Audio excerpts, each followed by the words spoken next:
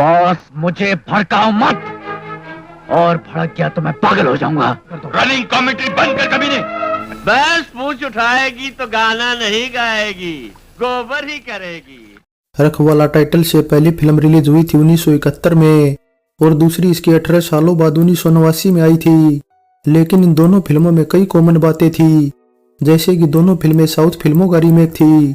1971 में आई रखवाला जहां 1967 में आई एक तमिल फिल्म कावला कारण का रीमेक थी, वहीं 1989 में आई रखवाला 1987 में आई एक तमिल फिल्म माइकल राज का रीमेक थी। इसके अलावा इन दोनों फिल्मों को बनाने वाले भी साउथ के ही थे। 1971 की रखवाला को जहां दुरथी सुब्बा राव ने डायरेक्ट किया था और एस कृष्णमूर्ति ने प्रोड्यूस किया था, वहीं 1989 में रखवाला के प्रोड्यूसर डी रामा नायडू थे और इसे मुरली मोहना राव ने डायरेक्ट किया था। इसके अलावा एक कॉमन बात यह भी कही जा सकती है कि दोनों फिल्मों के संगीतकार भी जोड़ीदार थे।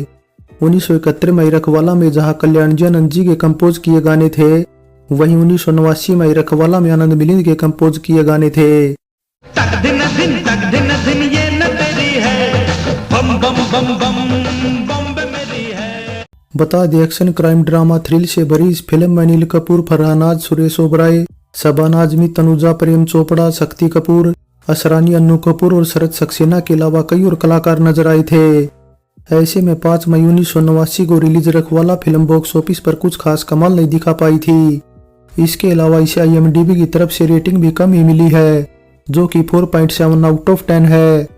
वैसे बताया जाता है कि अनिल कपूर की पिछली फिल्म तेजाब और राम लखन की जबरदस्त कामयाबी के चलते रखवाला ने ओपनिंग डे पर शानदार कमाई की थी, मगर ईद के त्योहार को देखते हुए ठीक इसी दिन डायरेक्टर राज सीपी की विनोद खन्ना स्टारर फिल्म महादेव भी रिलीज हुई थी और इसने कमाई के मामले में रखवाला को कहीं पीछे छोड़ दिया था, क्योंकि 1987 में कमबैक करने के बाद भी विनोद खन्ना की फैन फॉलोइंग बिल्कुल कम नहीं हुई थी।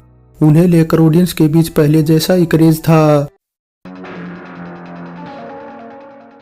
खबरों की माने तो रखवाला फिल्म की कास्टिंग काफी पेचीदा रही थी। हालांकि एक्ट्रेस फरहान आज ने प्रोड्यूसर डी रामा नायडू से पहले ही प्रॉमिस कर दिया था कि वे इस फिल्म में काम करेंगी, लेकिन उन्हें ये नहीं पता था कि कास्टिंग क्या होगी और हीरो कौन होगा। उन्हें तो पता चला शूटिंग शुरू होने से केवल कुछ दिन पहले, जब उन्हें इन्फॉर्म किया गया कि फलाना दिन शूटिंग शुरू होगी और अनिल कपूर फिल्म के मेन हीरो हैं। अब अनिल कपूर का नाम सुनते ही फराह भड़क गई, क्योंकि वे अनिल कपूर से नफरत करती थी।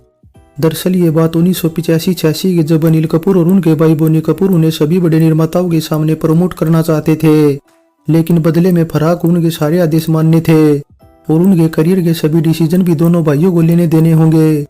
लेकिन फराह ने ये बात मानने से इनकार कर दिया और दोनों भाइयों को उन्होंने अपने से दूर रहने को बोल दिया।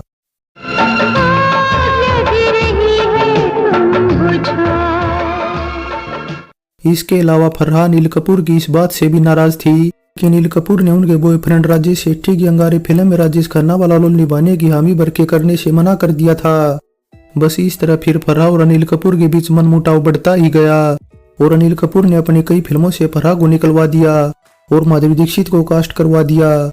इसलिए तभी से फरहान लगातार अपने इंटरव्यूज में अनिल कपूर पर बरसती रहती थी। जब जब तेरी नजर से मिलती है मेरी नजर। खैर, अब प्रोड्यूसर डी रामा नायडू ने जब दोनों के बीच हुए मनमुटाव को खत्म कराया तो फरहान फिल्म करने के लिए राजी हो गई और केवल रखवाला ही नहीं बल्कि राकेश रोशन के डायरेक्शन की काला बाजार भी करने को तैयार हो गई, जिसमें अनिल कपूर के साथ जैकी श्रॉफ भी थे और फरहान जैकी के ही अपोजिट थी। लेकिन रखवाला की शूटिंग के टाइम फिर एक बार दोनों की तकरार सामने आ गई। दरअसल फरहान ने आरोप लगाया कि जब भी वे कोई अच्छा शॉट देती अनिल कपूर जानबूझकर अपनी लाइन में गड़बड़ कर देते थे, जिसे सीन दोबारा फिल्माना पड़ता था। इसके अलावा फरहान ने यह भी आरोप लगाया कि एडिटिंग में भी अनिल कपूर इन्वॉल्व थे और उनके कई अच्छे सीन कटवा दिए थे। खैर, अब ये वो दौर था जब फरहान गुस्से में आकर बिना सोचे समझे कोई भी कदम उठा लेती थी, जिसका फिर उन्हें बाद में खामियाजा भुगतना पड़ता था। अब यही किस्सा ले लीजिए जो कसम वर्दी की शूटिंग के दौरान हुआ था। दरअसल शूटिंग के दौरान चंकी पांडे ने फरहान के साथ एक मजाक कर दिया था, जो कि उन्हें बिल्कुल भी पसंद नहीं आया और गुस्से में आकर उन्होंने चंकी को थप्पड़ जड़ दिया। इसके अलावा फरहान की गलत हरकतों की वजह से सनी देओल भी उनसे नाराज हो गए थे। दरअसल हुआ कुछ यूं कि यतीम फिल्म के सेट पर एक दिन जब धर्मेंद्र पहुंचे तो सभी उनके सम्मान में खड़े हो गए, लेकिन फरहान नहीं हुई। बस उनकी इसी हरकत की वजह से सनी देओल बहुत गुस्सा हुए और उन्हें खरी खोटी सुना दी। इस कस्म के रिश्ते नाते मेरे जैसी बेवकूफ लड़की नहीं समझ सकती। वैसे मीडिया रिपोर्ट्स की माने तो इसी गुस्से के चलते अनिल कपूर फराग और रखवाला फिल्म से बाहर निकलवा कर माधुरी दीक्षित को कास्ट करवाना चाहते थे, क्योंकि तेजाब और राम लखन में अनिल कपूर और माधुरी की जोड़ी को ऑडियंस ने खूब पसंद किया था। लेकिन जैसे ये बात फरहानाज को पता चली तो उन्होंने मीडिया के सामने आकर अनिल कपूर को अजीबोगरीब धमकी दे डाली। और इतना ही नहीं बल्कि फरहान ने तो माधुरी दीक्षित को भी फोन करके धमकी दे दी, जिस वजह से माधुरी तो खुद ही पीछे हट गई। इसके अलावा एक पार्टी में भी जब अनिल कपूर ने किसी से कहा कि अगर रखवाला फिल्म में फराह की जगह माधुरी दीक्षित होती तो फिल्म हिट हो सकती थी, ऐसे में फराह तब भी नाराज हो गई थी और गुस्से से भर गई थी। बस फिर कुछ इन्हीं वजहों से रखवाला अनिल कपूर और फराह की एक दूसरे के अपोजिट आई इकलौती फिल्म रह गई। बोल मेरे यार करे किससे शादी, पूछ रही है लड़की है तेरा बारी। वैसे बता दे डी रामानायडू ने रखवाला फिल्म में अनिल कपूर की जगह पहले जैकी श्रॉफ को साइन किया था, मगर बिजी शेड्यूल के चलते जैकी ने बाद में फिल्म करने से इनकार कर दिया। इसी तरह फराह की जगह भी पहले खुशबू को साइन किया गया था, लेकिन कुछ वजहों से उन्हें बाहर कर दिया गया। इसके अलावा राज बब्बर को भी साइन किया गया था, लेकिन वे भी जैकी की तरह तारीखों में उलझे हुए थे, इसलिए उनकी जगह पर सुरेश ओबराय ने रोल को निभाया। ये बात तो हम पहले ही बता चुके हैं कि ये रखवाला 1987 में आई एक तमिल फिल्म माइकल राज का रीमेक थी। इसके अलावा एक जानकारी ये भी दे दे कि रखवाला से पहले 1988 में आई ब्रह्मापुत्र टाइटल से इसका तेलुगु में भी रीमेक बनाया गया था, और इन तीनों वर्जन को डी रामानायडू ने ही प्रोड्यूस किया था। हालांकि तीनों के डायरेक्टर जरूर अलग अलग थे। माइकल राज को जहां वी.सी. गुहानाथन ने डायरेक्ट किया था, वहीं ब्रह्मापुत्र को दसारी राव नारायण ने और रखवाला को डायरेक्ट किया था के मुरली मोहना राव ने, जिनकी मिथुंदा के साथ 1986 में दिलवाला के बाद ये दूसरी हिंदी फिल्म थी। बता दे मुरली ने भले ही बतौर डायरेक्टर अपना करियर तेलुगु फिल्मों से शुरू किया, मगर डायरेक्शन उन्होंने हिंदी फिल्मों का ज्यादा किया, और 2009 में आई डैडी कोलून के डायरेक्शन में बनी लास्ट हिंदी फिल्म थी।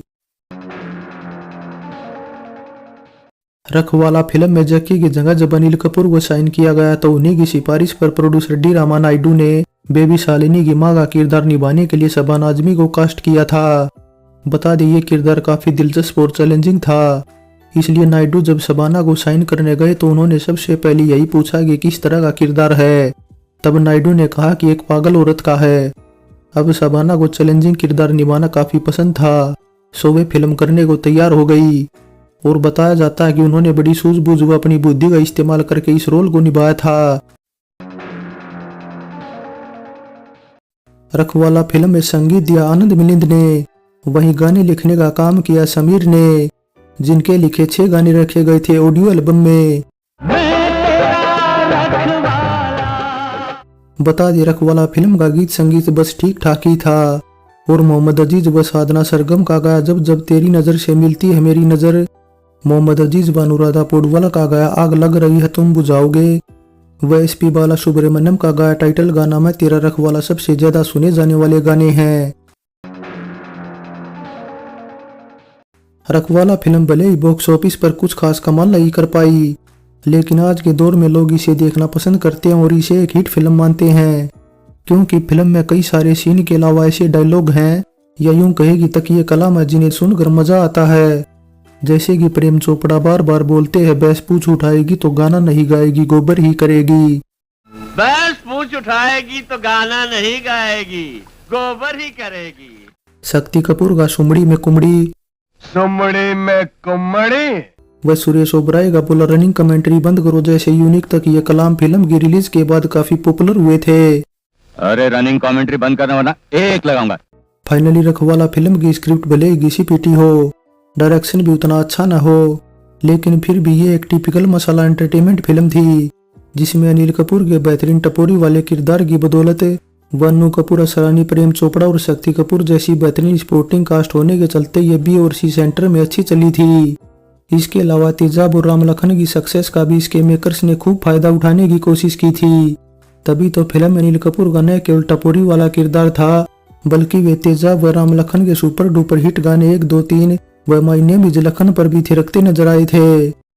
1 2 3 1 2 का 4 2 का 1 माय नेम इज लखन। सो रखवाला फिल्म पर हमारी ये पेशकश कैसी लगी नीचे कमेंट कर बताएं। अच्छी लगी है तो लाइक करें और चैनल को सब्सक्राइब करें। सो चलते हैं, फिर मिलेंगे एक और नई वीडियो के साथ।